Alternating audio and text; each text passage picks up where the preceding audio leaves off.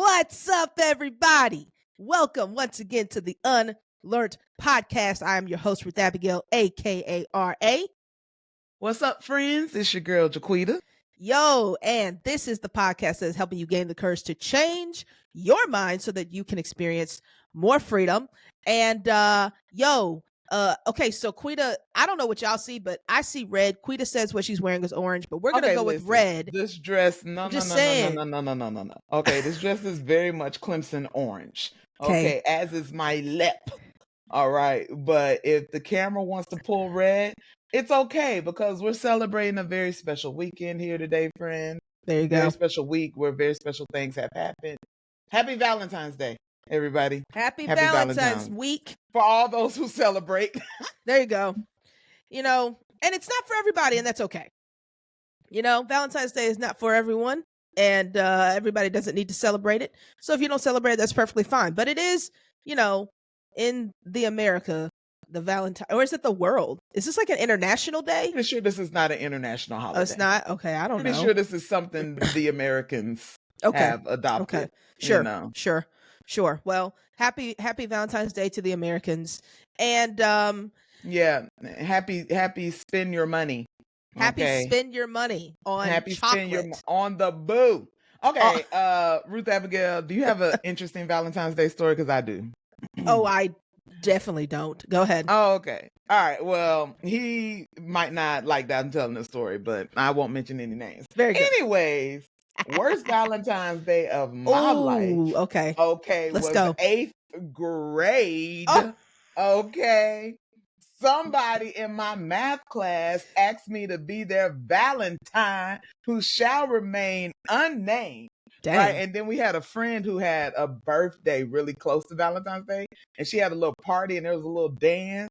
Okay. And everybody was dancing and booed up. And I thought I was going to be booed up, and then I wasn't.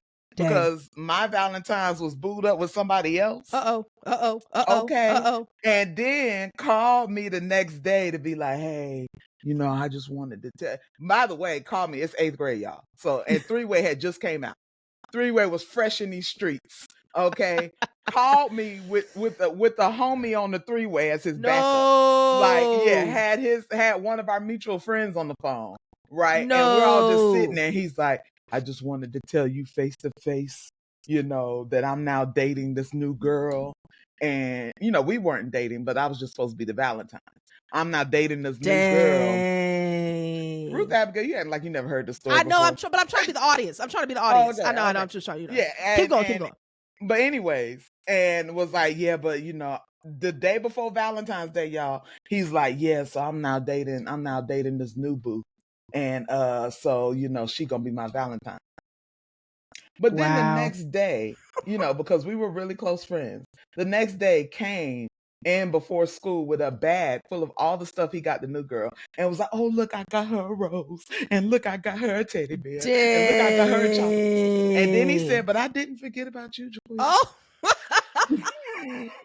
He said, I got something for you too. Now, I want y'all in the comments to tell me how you would feel about this. After he showed me the roses and the bears and the chocolates and all of the things for this other person, he then pulls out that dusty bag of the sweetheart chalk candy. Stop. Like a huge bag that he got from Walmart that you're supposed to share with the class. Stop. He then pulls that out and says, Happy Valentine's Day, Jaquita. Dang. And I just want y'all to put it in the chat. How would you feel? Wow. How would you feel in the 8th grade? So anyways, today we're talking about relationships. Yeah. Dang, that's crazy, Quita. That's all right. It's all right. We're still friends, actually. Yeah. We're really close friends. You know? That's beautiful. Yeah, I love him. That's my brother. But again, I won't mention no name, but you know who you are. Absolutely. And you know what you did. Hysterical. You know who you are, and you know what you did. Wow. And I never ate not one piece of that candy. Dang. I looked at it in disdain and as is your right, Jaquita. As is my Valentine's Day right. That's it. If you ask somebody to be your Valentine's, follow through, saints. Follow through. Don't hook up with the person till after Valentine's Day. I'm You not the same. you Tell them you need a few sacrifice. days to think about You it. know what I'm saying? Like Yeah, sacrifice it for a day or two. You know what I mean? Do it then, but don't do it day before. That's a pro tip. it's trifling. It's trifling. It's terrible. Okay, so yes, we are talking about relationships and what we have unlearned about relationships. Now we're talking about romantic relationships. We were just discussing that with Valentine's Day or potential ones. But but uh this is all kinds of relationships, right? So like, romantic relationships, friendships, family relationships, any kind of relationship. And what we've had to unlearn about these relationships from the kitchen table. Again, when we say kitchen table, we talk about how what you learned growing up from either your family, your community, or general society. And so that's what we gonna get into. And yeah, this is interesting because I think that relationships is always it's always a hot topic. It doesn't matter what time of the season because we as humans are relationship centered. Like we thrive off of relationships. So it is Yes. always going to be a hot topic for humans. And so I don't think it's really possible to understand yourself outside of relationships. I agree. Not fully. Like you can know everything about who you are, but until you understand and know how you relate to other people, you don't fully know yourself. I agree And 100%. so I think that we grow and we're healed through Yeah, relationships. that's Sometimes we're right. broken through relationships, but Yep. we're also healed through relationships. Yeah. So I think that's why it's so present. It's always at the top of our minds Mm. because it's the active way that we understand ourselves and the world. So with that, I'm gonna share and I actually shared this on the last Freedom Friday. Like this was kind of the core thing that I was talking about. But I had to unlearn that that the best type of relationships are easy. And that to your point, Quita, we don't know ourselves outside of relationships, but part of getting to know ourselves in the context of relationships, that process doesn't unlearning that process is meant to be easy to get the best result. The best relationships are sanctifying. And so that is a religious churchy word. Essentially, they make you make you more pure, more right, more refined, right? That's the idea of sanctification. And so the best relationships make you more refined as a person. And being more refined doesn't always feel good. In fact, it can be painful because the process of being refined often requires some level of heat, tension, or chipping, right? Mm-hmm. And Yeah. so that's that. So I think I've had to unlearn that. We kind of grow up. We've grown up. Most of us have grown up in a society where it's you want things, it should, it flows, things are easy, they just get me, you know what I mean, like I just understand, we just have all this, and it's like that's great, and that's a good thing, and that should be a part of the best relationships. But I think we've gotten to a point now where if there's pushback or tension or any kind of like disagreement, sometimes even, especially today, then it's a perceived like, oh, this might not be for me. And I think we have to unlearn that. What do you think? No, I think that's really good. I think that a lot of times we don't realize how selfish we really are and how self-centered we That's really right. are until you give yourself over to the sanctifying process of relationships. Right. I, as a single woman, I am making a lot of decisions that only impact me. And so I only have to consider how I feel about it. I was telling somebody earlier this week, I'm in the process of it's a lot going on that we'll update you guys on soon. There's a lot going on over here in the Ross household of one.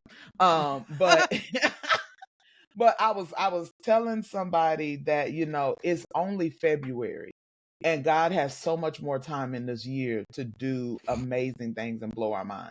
Mm-hmm. And it is easy to make a decision off of your right now and Mm. not consider what God may do later. Yeah. And Yeah. I keep experiencing this thing where I'm stressed and worried about something, and the Lord tells me I'm not worried.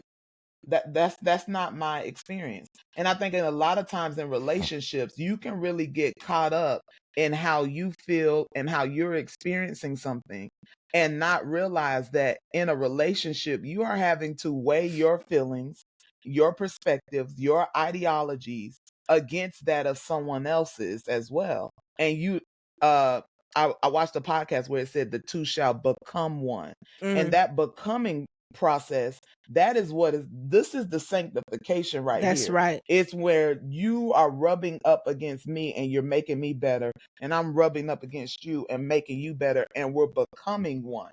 And so the Yeah. becoming is going to require refinement, That's right. because me and Ruth Abigail, we have a theme scripture for our friendship Oh, we because do. it's just who we are. All right. And we realize that we're two very different people who, if we didn't learn the art of sanctification in our friendship, we would not be friends. Amen.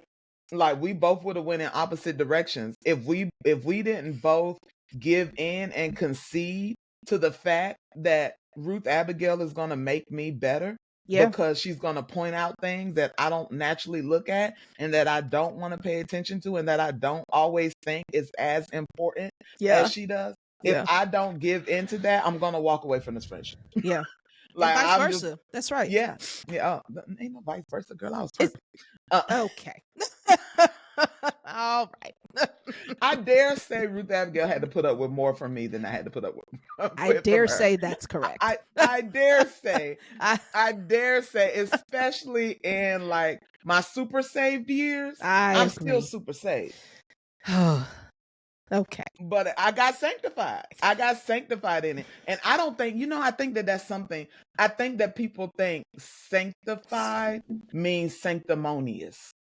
Okay. That Break it me down. being more sanctified means Mm-hmm. that I appear and I show up more holy and Oh, more that's good. righteous That's good. in Yeah. a Yeah. Yeah. way that is churchy. Yeah.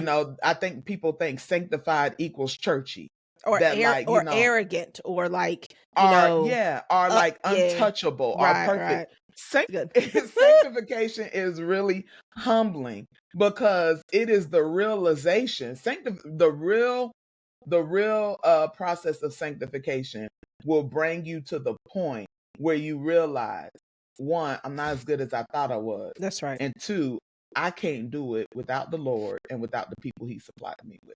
That's 100%. sanctification. Sanctification is the full, when you're talking about being put in the fire and all your dirt and stuff, all your impurities coming to the top, you got to face that stuff. It Yeah. doesn't just get wiped off and now you're like, now I'm perfect. Yeah. It gets wiped off and you're like, I am capable of having darkness inside of me, of Yeah. having dirt inside of me. That's right. And all of this can happen again. You don't get refined and then you're like, And I'm good. I'm forever good. I'm forever good. I never have to see that fire again. The Yeah. Lord's like, no, I made the surface good for this season, but Mm-hmm. you will go back. Let me tell you something. Middle adults, y'all know it. Okay, you thought a process was done and that was the Mm-hmm. last time you were gonna have to experience that Negative. level of sanctification. No, Negative. you're gonna end up back in that fire. It's Amen. seasonal. You got a season of fire and a season of rest. Yeah. So whichever one you're in, be glad they're in. But realize, like, that fire is coming back because there are always ways, again, especially in relationships, that we can be made better. Well, and just to tag that, just as we and then I'd love for you to share, yours, but like, the what you just described also was just the relationship with God. So like, also the relationship with God isn't going to be easy because of that, right? And so I think we grow. I'll say I think I grew up believing that my relationship with God should be easy if I do everything right. That's not true, because first of all, I'm not going to do everything right, and secondly, what I see as right is not always God's right, and so that process of understanding that is part of that fire. And I think it kind of, it works both ways, right? Vertically and horizontally, to God, your relationship with God and your relationship with other people. Mm-hmm. It is a sanctifying process, and it will refine you, and it'll refine you Mm-hmm. over and over and over and over again. And so, yeah, I think that was, good. Okay. What is it that you've had to unlearn from your kitchen table? I think something that I really had to unlearn was that relationships required me to sacrifice my right to have needs and Mm, to be present in those relationships. mm, I think that in every relationship I got in, I kind of tested out who that other person was. And when I say relationships, I'm talking friendships, I'm mhm, talking family relationships. I judged how I was going to show up in a relationship by what that person was asking for or needing. And mm, so I went into every relationship saying, okay, what can I do for them that will make them want to be in a relationship, mm, friendship, family ship with me? What can I provide? What can I give? What can I sacrifice that will make this relationship work? yeah, And I think I did that through my teens. I mm, think I did that through college years. I think I did that through my early 20s. And that was kind of the way that I built relationships. yeah, Was I went in saying, "Hey, what do you need? Who can I be for you? What can I give?" Right? And I remember I would tell people, and it could be something so simple. I would be sitting down watching a movie with a friend and they'd be like, "What do you want to watch?" And I was like the little girl off of Coming to America. mm, Whatever you like, yeah, yeah, you know? Well, what you yeah, wanna do this weekend? Whatever you like. yeah, And it got to a point, and I would tell people, "Oh, yeah, I'm not picky. I'm not high maintenance. mm, I don't have any preferences. I'm go with the flow. I can do whatever anybody else is doing." But I really had to get to a point where I was like, "No, no, no, no, no, no, no, no, no, no. yeah. Because you're about to get lost and nobody's even gonna know how to find you because they don't really know you." That's it. That's good. And that, like, that is such a, that's such a sobering point. Like, we feel like we are creating an environment where we'll never be alone by doing Mm, what you just said. yeah. But the truth is, it's the loneliest place because nobody really knows you. Nobody really knows you. And I think it's not only lonely, it is there is a part of you that knows that, Mm, right? Like it's not just that nobody else really knows you, it's that you haven't given yourself the chance to really know you. And yeah. so when people ask me questions about myself, and I don't know, or something that kind of went to the tune of whatever you like, that was my genuine, authentic answer. Yeah. And I will tell you the honest truth. Some of it was because I I got a little bit of the perfectionist in me. Okay, it's a little bit of her, just Mhm. a little bit of her roaming around in me. Okay, but I got so I got so caught up in the fact that I had to perform, that I had to be this person that I thought everybody was depending on me to be or expecting me to be, especially in like church world, Mm, right? Like I ran everything through the what will the people think if I do this filter. Like what will the people think if I say this or if I act this way? Now I am who I am. Like, like and so, right. I'm not inauthentic, but I had to learn like how to make decisions that may not have been popular. Mm, And they weren't even a big deal, but the pressure I was putting on myself to be who I thought other people were trying to get me to be was preventing me from being exactly who I am.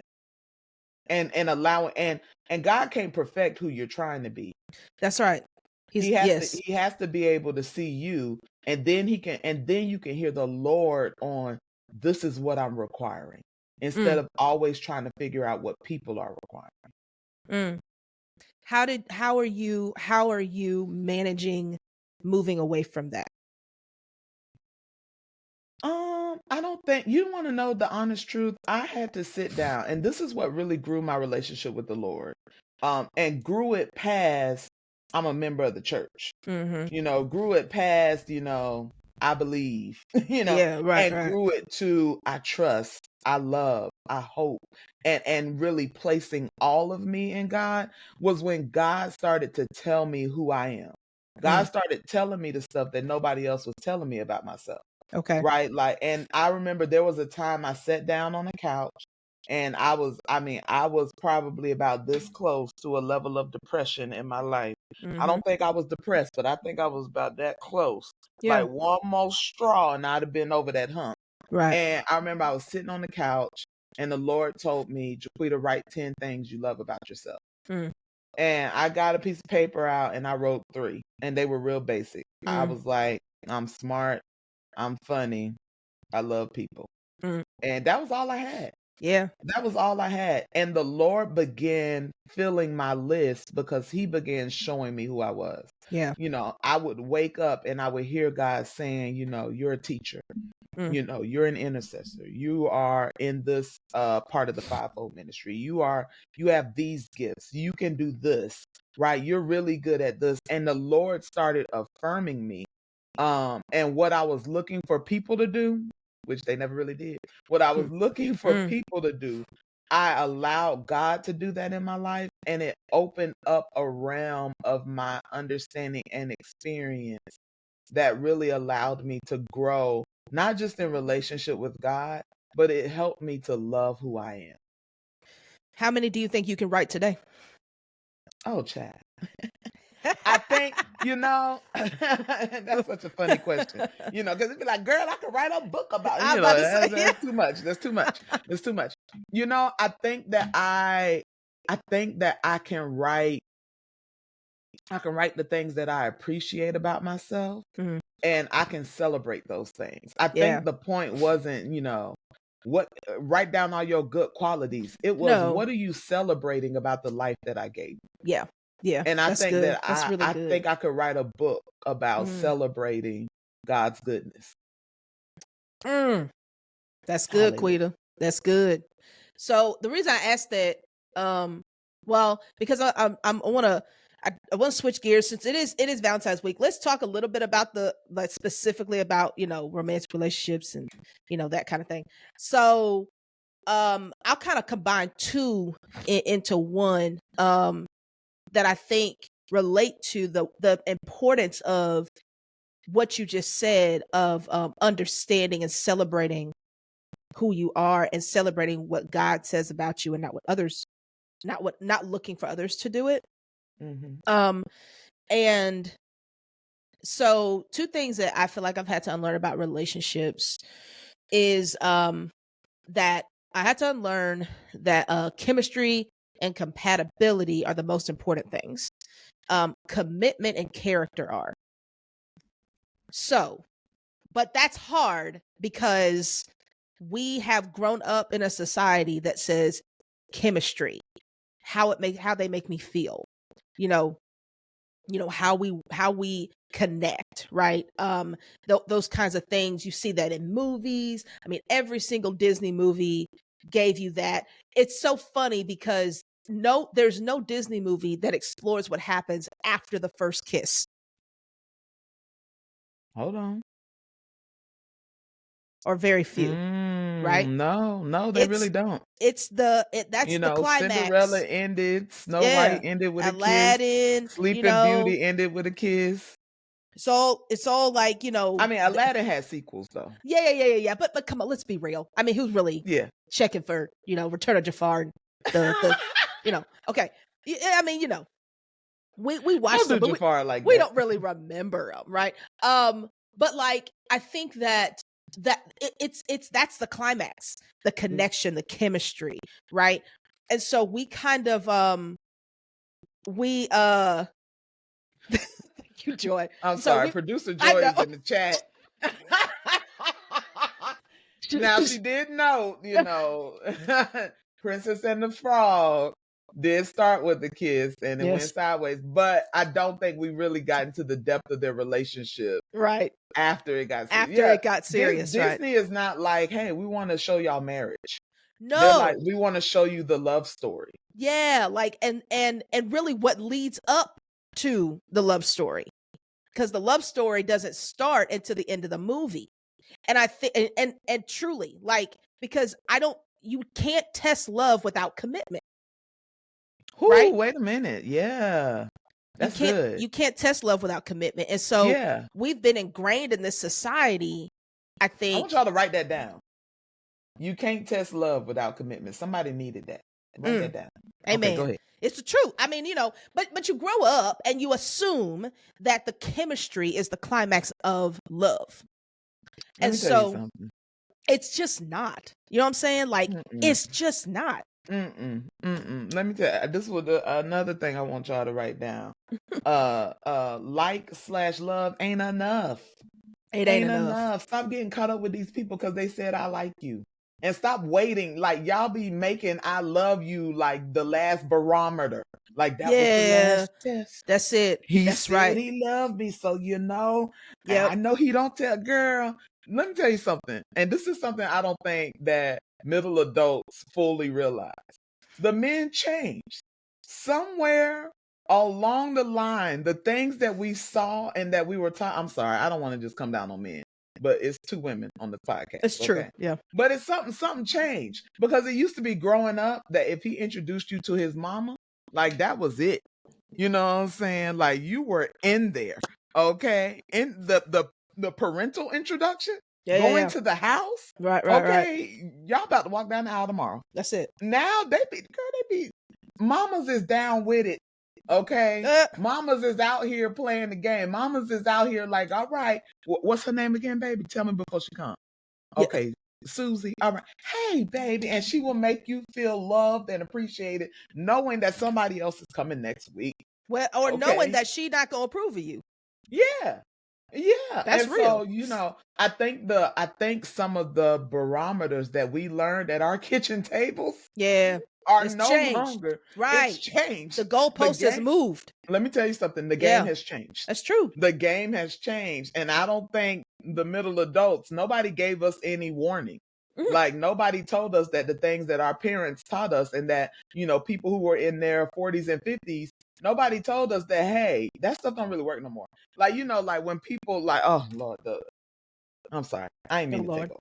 No, But go. as a single middle adult, the stuff the saints they got the advice, and I know y'all understand. All my single middle adults, all right. I know y'all with me. I want y'all another thing y'all put in the chat. Name a piece of advice that you've gotten that you're like, this is outdated. Yeah, that's real. This ain't no longer it. Like the whole like, oh, if you just stop thinking about them, that's when they'll come. Baby, I think when they said that to us at 28, they thought that they would be here by 30. Sure. They was all right. They gonna stop thinking about them by 30. At about 35, they stopped giving advice because they realized it's all that's all the stuff that worked for your generation. Yeah. That's not the stuff that and then they get real persistent. They're like, the Bible says, he who finds. You ain't supposed to be out there looking. Okay. And I get that. And I'm with that. I want to be found. Yes. Okay, but y'all are not encouraging us to go out and be findable. There you go. Y'all sit in the house because your mama, your daddy made that boy come to the front porch. Yeah. Okay, so that he can meet you and court. Yes. That's not happening. There's nobody gatekeeping my front door right now. Yes. That's There's nobody. hilarious. And y'all also married people y'all went to high school with. Yes. Also true. There's a lot of things. There's a lot you said, Quita. There's a lot you said. Okay. Like, well, that's true. We don't live in a world where proximity is the number one connecting point for relationships anymore. Like, well, let me not say it's not number one. It's one of many. So, it did used to be that way. And so those types of platitudes, if you will, like, don't think about it. He'll be there. He who, all that stuff. Um, it's not that it's not true. It's just that there was a time where we understood how that happened because there wasn't a whole lot of ways for it to happen. I mean, quite frankly, that was the way it happened. Is proximity. We went to school, college. You knew my people. How else was this gonna work, right? But now we're connected all over the globe. We're connected like crazy, and so you can meet somebody random, like I did, quite frankly, right, online, and no connections to anybody, don't know each other, don't know anybody that knows each other, and you find each other, right? So that's just the world we're living in, and we just have to be aware that even more aware that it is commitment and character that are going to make it work, and not the what it feels like when y'all come together, right? Like that is, and I think we got to unlearn that, because the way we grew up and the expectations we grew up with are no longer the case. And so what ends up happening is a lot of people really, they do fit really well with people, and they are high chemistry, and it looks like, but we don't pay attention to what we don't see. We don't pay attention to what we don't currently feel. You don't think about what happens when you stop feeling that way. What happens when you stop feeling that way about each other? Are both of you committed to remain without the feeling? That's real. Wait a minute. Ruth Abigail dropping gems. I hope y'all catching them, because she dropping them. Thank you.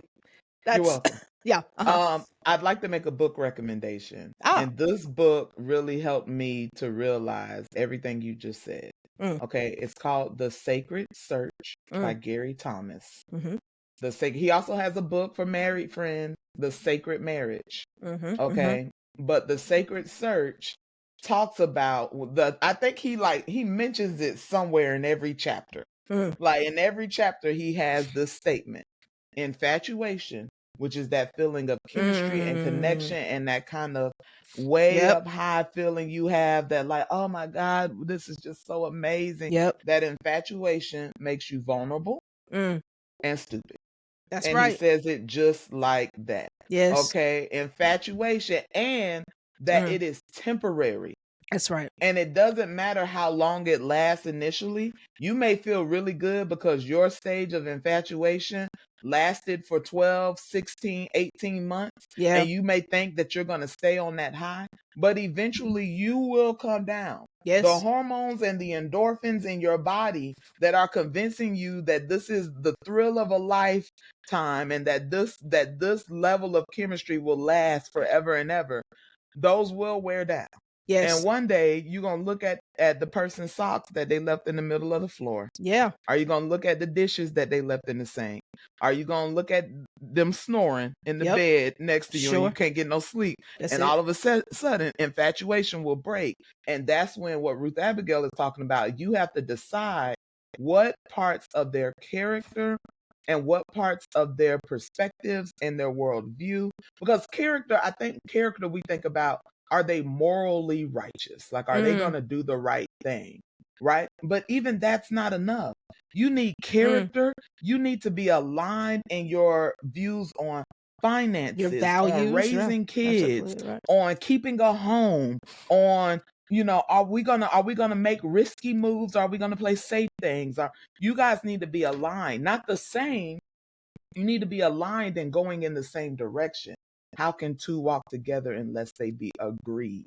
Right? And so instead of focusing on, and I understand the movies jacked us up. Yeah. Last night I was really close to watching The Notebook, but then I realized how much it jacked me up. Man, look, right? that's a good one, because yes, it Listen, did. yeah, we used to be in college. I was telling my mentee, we used to be in college, and we used to sit there and all watch it together and cry and be like, this is the most beautiful love story ever, and this is what I want. Baby, they not doing that no more. These men don't even know how to build houses no more. Hilarious. That man did a whole house for her out on the lake. All right, you not getting that house. All right, you got to get you somebody that's going to be able to buy you a house, because they not building them no more. I cannot. I'd say another one that messed us up was Love and Basketball. Oh man, you know I love Loving I know that's my Basketball. movie. That's You my know movie I love now. that movie. That's my You movie. know I love that movie. I love it, I was but like, we got to be oh honest. yeah, It's oh highly yeah, toxic. Highly toxic. toxic, Um, toxicity, highly toxicity toxic. at an all time high. I'm telling you, Okay, man. because ain't no way you came back and took that man from Tyra Banks. Okay, over a basketball game, No, and not that even a like full basketball game. Y'all went to 5 points. that's not Like, real. Like it's like that stuff oh doesn't happen, right? Like no, you gotta get that out of your head and stop looking for it. I also think you gotta stop looking.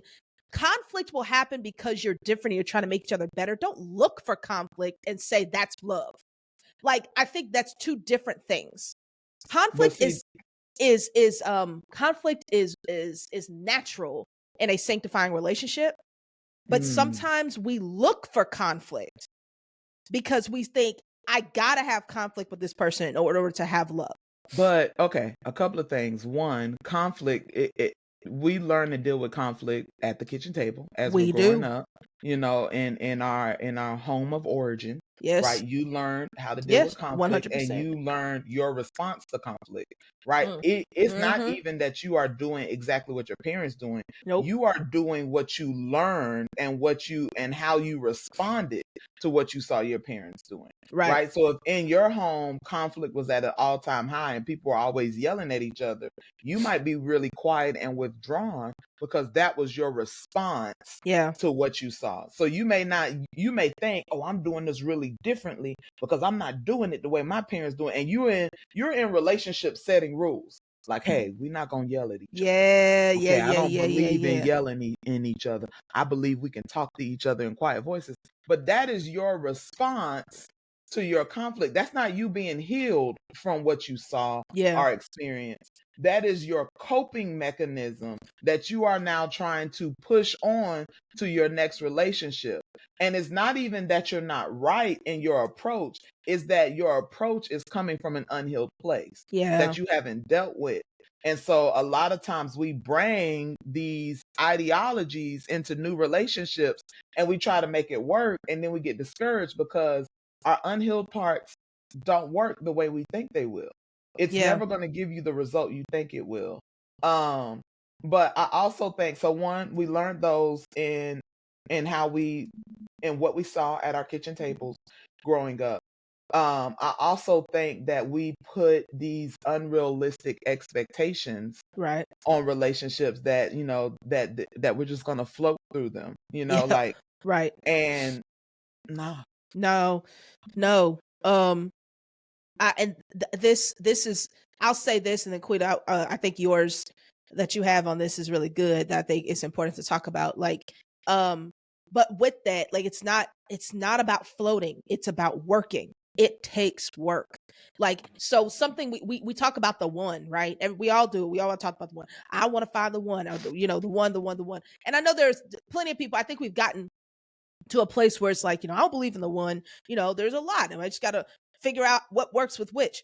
I That's true, but if I could surmise, uh, we are the one. The idea of the one is still so ingrained, even though philosophically we can, kind of argue that probably isn't the right way to think about it. It's Hmm. what we grew up with.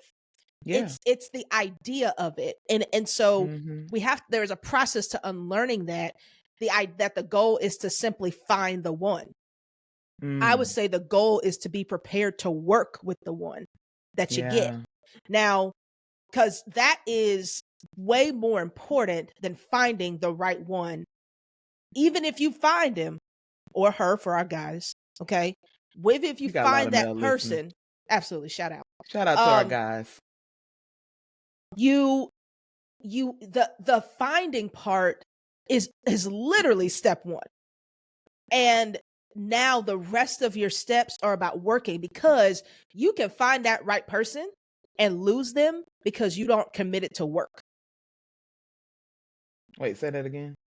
You can find that right person, you can find a person who's right Hmm. for you, Hmm. but it feel wrong, and you Hmm. lose them because you lack commitment to work on the relationship. My Lord. right?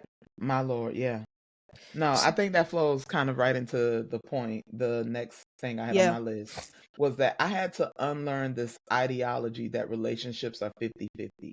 Yeah. And I think, it's a hot topic right now. Everybody, that's like one of the first things people ask you on a date. Like, that's one of their questions. Like, what do you believe? You Mm. believe. But really, that subscribes to this idea that all I have to bring to the relationship is my little 50, Yeah, like, that's and right. I don't have any responsibilities outside of what I thought my role in a relationship would be. Mm. Right. And so it puts you into the mindset of I have a role to play in this relationship versus we are a becoming and we are working to do this Mm. versus this. Yeah. This is what people are doing when they say 50-50. They're saying we're going to walk side by side with one another and try to make it work. No. When you Mm. really integrate your life with somebody, you are going to have to do the work. You're going to have to do things outside of your own relationship expectations or outside of what you thought your relationship is going to look like. Right. And I watched as people who had that 50-50 mentality growing up, they would look at their partner and say, you're not holding up your part. Right? Like you're not doing what I thought you were going to do, and you're not fulfilling the expectations that I thought a husband or I thought a wife was going to do in this relationship. But when you agree to be married and to join together in holy matrimony and become a unit, a union, right? When you did that, you said that you came in desiring to become one. Mm. That's what it is. That's a union. It's not a partnership. There are Mm. elements of a partnership to it, but you are a union. You are a unit. You become one. And Whew. so that means you're going to have to do more. There may be a time where your partner's only giving 20, That's and it. you got to There you you got to go. you got to pull That's up. right.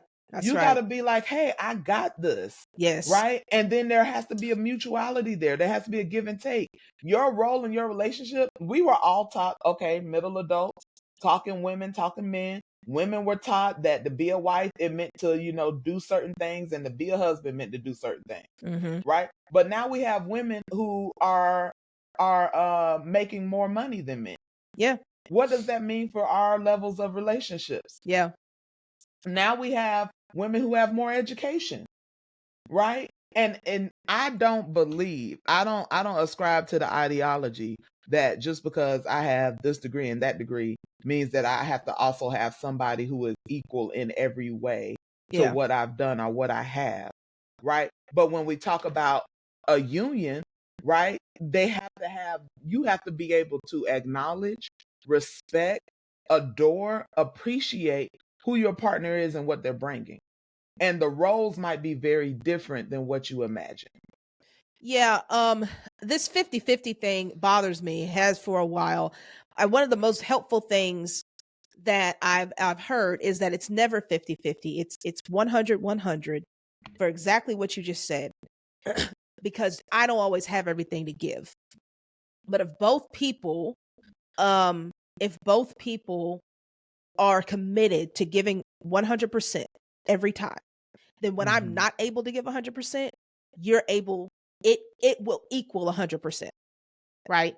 Mm-hmm. The other thing that I've always loved, that I've loved people say, is one of the best ways to enter into a relationship is to try to outserve the other. Like, Mm-hmm. so always seek to outserve your partner, right? Yeah. Um, and if you both are doing that, you both are served all the time. Yeah. Like, and it's not a fifty Yeah. fifty. It's not a give or take. It's not transactional. The minute we start thinking this 50-50, is the minute we, I think, give ourselves permission to, um, move on our own, Mm. which is not the definition of a, which is not a marriage. So, like, I just saw this clip. I do not remember who did it. Maybe you saw it too. Somebody asked the question, like, what can a wife do that a girlfriend can't?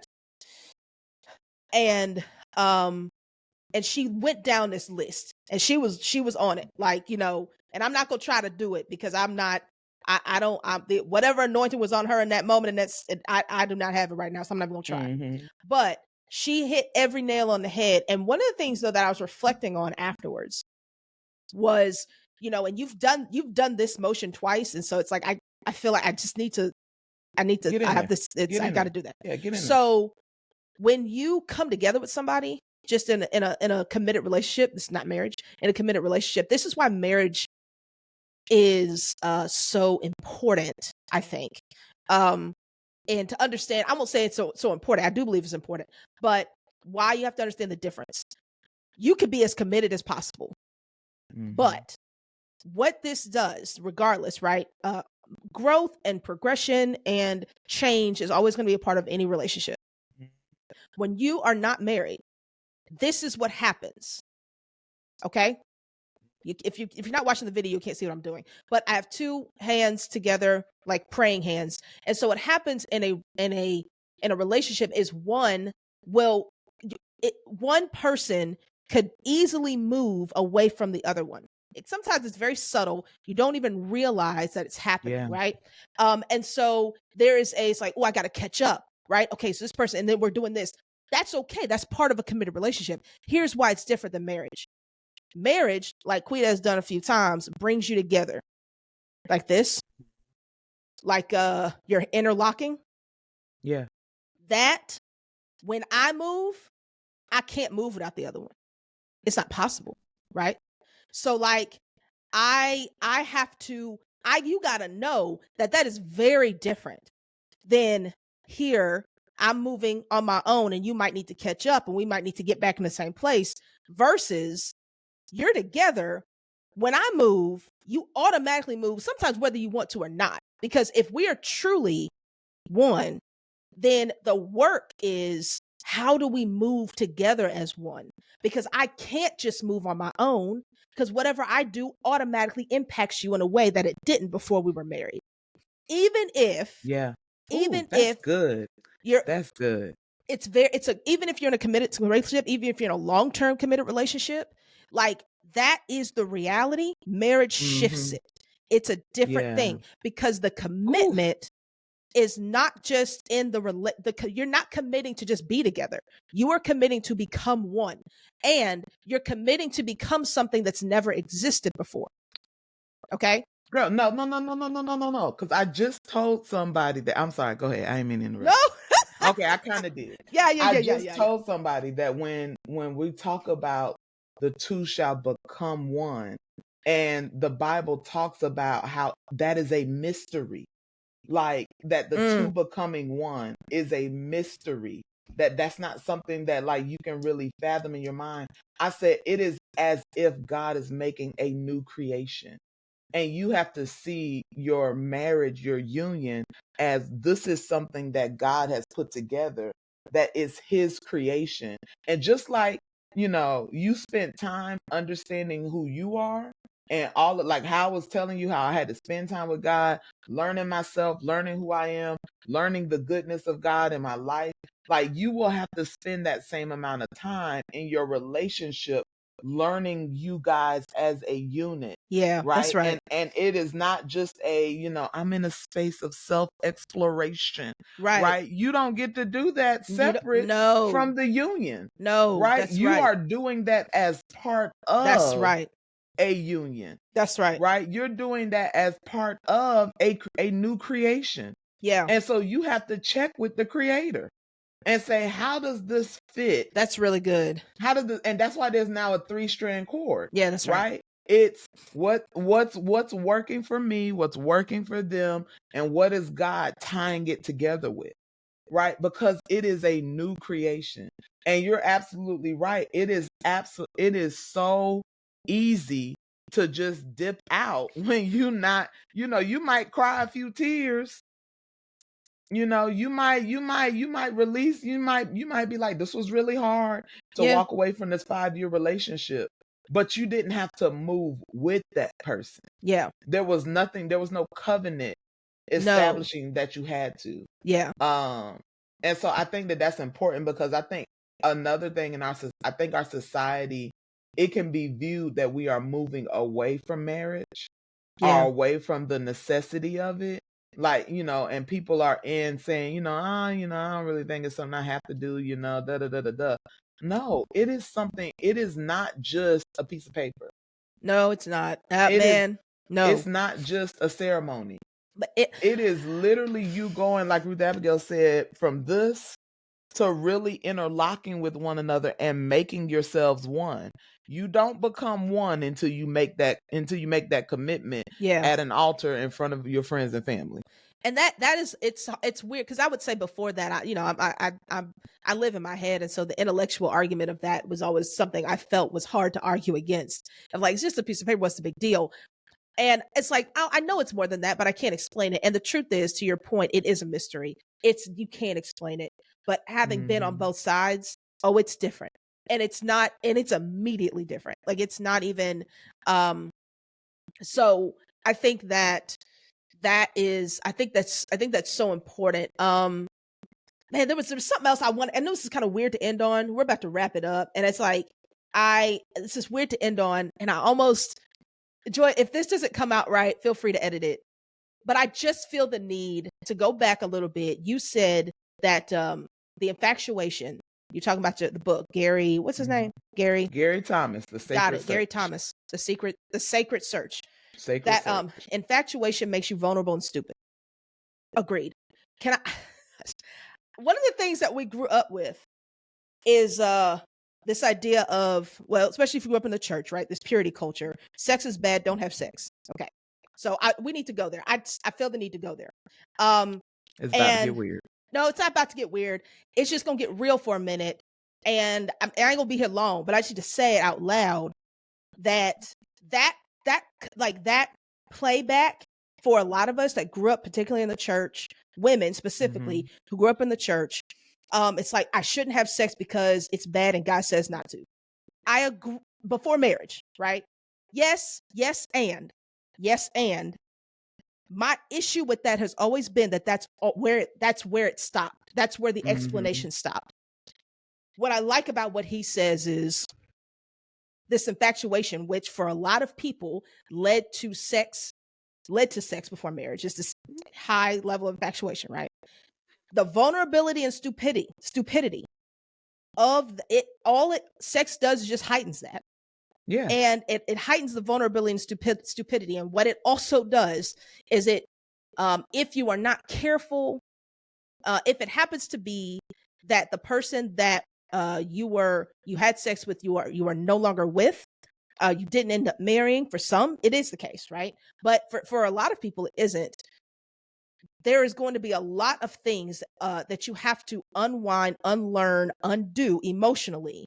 That if we do what's wise, like the wisdom of God, I think is more important here than the morality of God. Okay, and I know that sounds whatever it sounds like. That's okay. I hope it makes sense. But that wisdom is godly wisdom. You aren't gonna go to hell by having sex before marriage. Your relationships might be harder as a result. The wisdom there is, don't do it when you're only infatuated and not committed through a covenant. It is not worth it, right?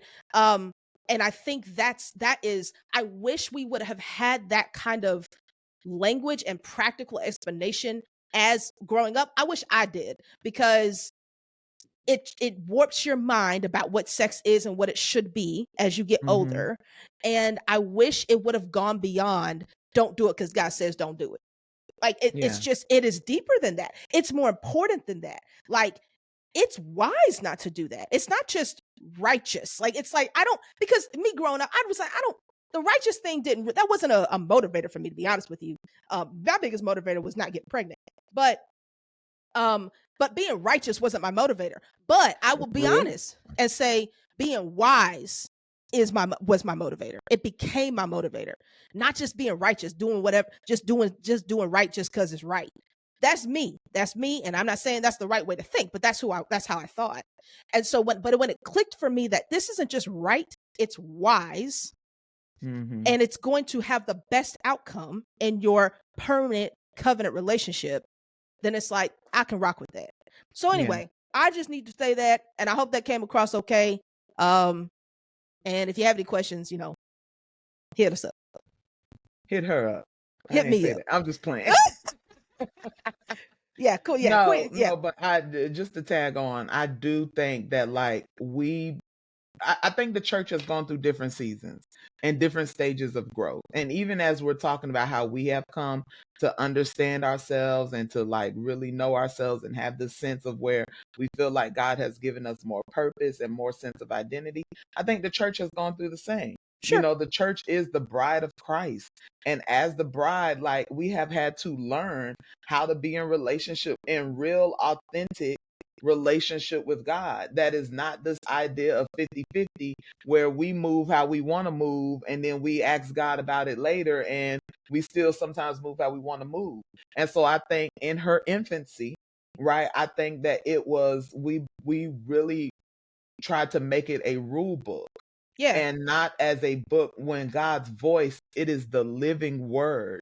And that means that when we allow the word to really reside within us, it becomes a living part of us.